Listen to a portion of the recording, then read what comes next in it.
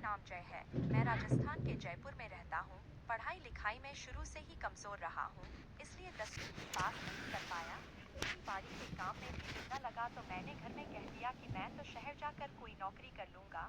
मेरे एक गांव वाले ने मुझे गुड़गांव के एक बहुत बड़ी सोसाइटी में चौकीदार की नौकरी के लिए सिफारिश करवा कर मेरी नौकरी का जुगाड़ कर दिया। जब मैं वहां पहुंचा तो देखा 15 मंजिली इमारत थी। पूरी बिल्डिंग में फ्लैट ही फ्लैट थे। मैं वहां पहुंचा तो मुझे वहां के एक मैनेजर ने सारा काम समझा दिया और मेरे को एक और आदमी से मिलवाया। वो भी वहां चौकीदार था। उसका नाम रामू काका था। उम्र होगी कोई 50 साल। वो वहां अकेले ही रहते थे, तो मुझे उन्होंने अपने ही क्वार्टर में जगह दे दी। रात को हम दोनों की ड्यूटी होती थी। सुबह आकर हम अपने कमरे में सो जाते थे। थोड़े ही दिनों में मेरी और रामू काका की अच्छी दोस्ती हो गई। मैं उन्हें ताऊ कहता था।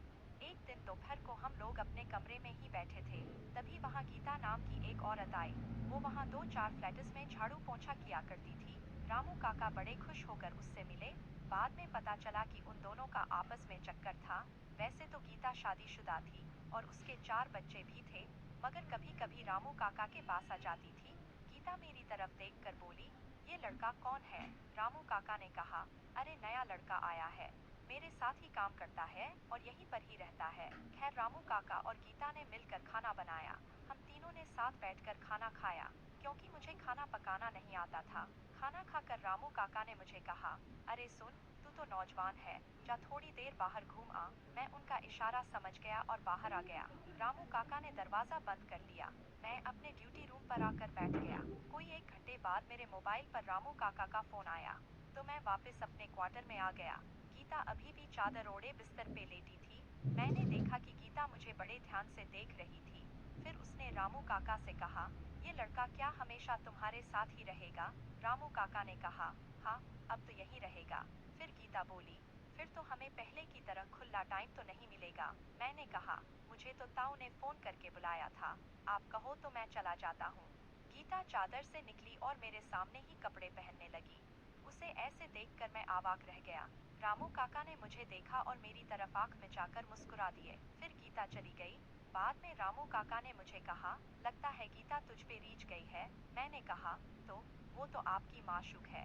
रामू काका बोले, अरे काहे की माशूक है, इसके पति से कुछ बनता नहीं है तो मेरे पास आ जाती है। मैंने कहा, मगर वो तो मुझसे भी बहुत बड़ी है, मैं तो अभी 21 का हूँ और ये तो 40 के आसपास होगी। रामू काका बोले, अगर जिंदगी का मजा लेना चाहता है तो देख ले, जवान हो, तगड़ा हो। यहाँ शहर में कौन किसको जानता है? इस सोसाइटी में एक से बढ़कर एक है। कम से कम 20 औरतों को तो मैं जानता हूँ, जिनका अपने पति के अलावा बाहर भी चक्कर चल रहा है, और लड़कियों की तो गिनती ही नहीं। इस सोसाइटी की कितनी लड़कियाँ यहाँ वहाँ फिरती रहती हैं। मैंने कहा, ताऊ, मुझे भी कई लड़कियों को देखकर लगा था जैसे उनकी आंखों में कोई इशारा है, पर मैंने उनको कोई भाव नहीं दिया। तो रामू काका हंसकर बोले, अरे तू तो बहुत ही शरीफ है, लगता है तेरा भी रिबन कटवाना पड़ेगा। हम ऐसे ही हंसते बोलते बातें करते रहे। अगले हफ्ते रामू काका ने मुझे कहा, आज आधी रात को हम ड्यूटी से वापस अपने क्वार्टर में आ जाएंगे। मैंने कहा, क्यों? और वो भी अपनी ड्यूटी छोड़कर? रामू काका बोले, अरे यहाँ कौन देखता है, किसी को पता भी नहीं चलेगा, चुपचाप अपना काम करके वापस आ जाएंगे। मैंने पूछा, कौन सा काम? रामू काका ने मेरा हाथ दबाकर कहा, आज तेरी रिबन कटाई करवानी है, आज तुझे भी घोड़ी पर चढ़ा देना है। मैंने उनकी बात समझकर भी जानबूझकर अनजान बनकर पूछा, क्या मतलब? काका बोले, सब्र कर, लग जाएगा सब पता। हमारी ड्यूटी शाम 6 से सुबह 6 बजे तक होती थी। उस दिन हम दोनों खूब घूम घूम कर सारी सोसाइटी में बड़ी मुस्तैदी से ड्यूटी की। 12 बजे तक तो लोग आते जाते ही रहते थे। 1 बजे के करीब रामू काका चले गए, मुझे ड्यूटी करते रहने के लिए कहकर। करीब आधे घंटे बाद उनका फोन आया, अरे सुन, एक चक्कर लगाकर सीधा आ जा कमरे में। मैंने सारी सोसाइटी का चक्कर लगाया और सीधा अपने कमरे में आ गया। जब कमरे के अंदर गया तो देखा वहाँ गीता पहले से ही बैठी थी। रामू काका और गीता दोनों बोतल लिए बैठे थे। एक तरफ नॉन वेज रखा हुआ था, गीता किसी के घर से लाई थी। मैं भी उनके पास जाकर बैठ गया। गीता ने अपने हाथ से एक पेग बनाकर मुझे दिया। मैंने गटागट पी लिया, नॉन वेज भी खाया। गीता के कपड़े अस्त व्यस्त हो रहे थे। पहले मैंने उस पर ध्यान नहीं दिया, मगर जब 2-3 पैग अंदर चले गए तो गीता मुझे बड़ी सुंदर लगने लगी। रामू काका ने मेरी नजर भाप ली। फिर रामू काका ने गीता से कहा कि इसे कुछ सिखाओ, तो वह मेरे पास आकर बैठ गई, लेकिन मैं काफी शर्मा रहा था। फिर जब उसने मेरे साइज देखा तो देखती ही रह गई और बोली कि इतना बड़ा उस्तरा तो मैंने आज तक नहीं देखा। फिर सुबह तक उसने मेरी 3 बार क्लास ली और मुझे सब कुछ सिखा दिया। यह मेरी जिंदगी का पहला तजुर्बा था और मुझे बहुत ही अच्छा लग रहा था। फिर गीता चली गई। अब दिनों दिन मैं भी शातिर होता जा रहा था। अब मैं जान गया था कि मेरा बड़ा साइज ही मेरी सबसे बड़ी ताकत है। मगर बात किसी से नहीं बनी।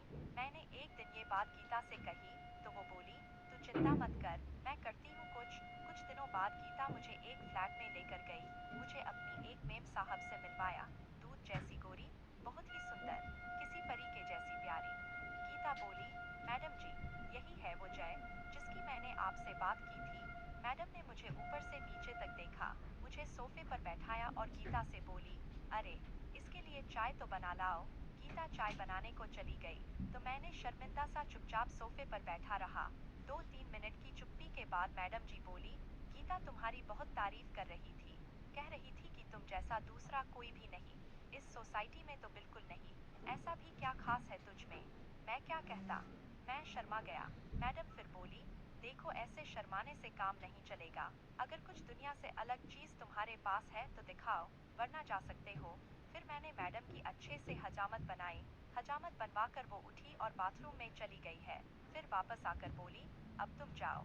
जिस दिन फिर जरूरत पड़ी, मैं तुम्हें फिर से बुला लूंगी। मैं उठकर अपने क्वार्टर में वापस आ गया। उसके बाद गीता की मदद से मैंने कईयों की हजामत बनाई। दोस्तों, आपको मेरी ये कहानी कैसी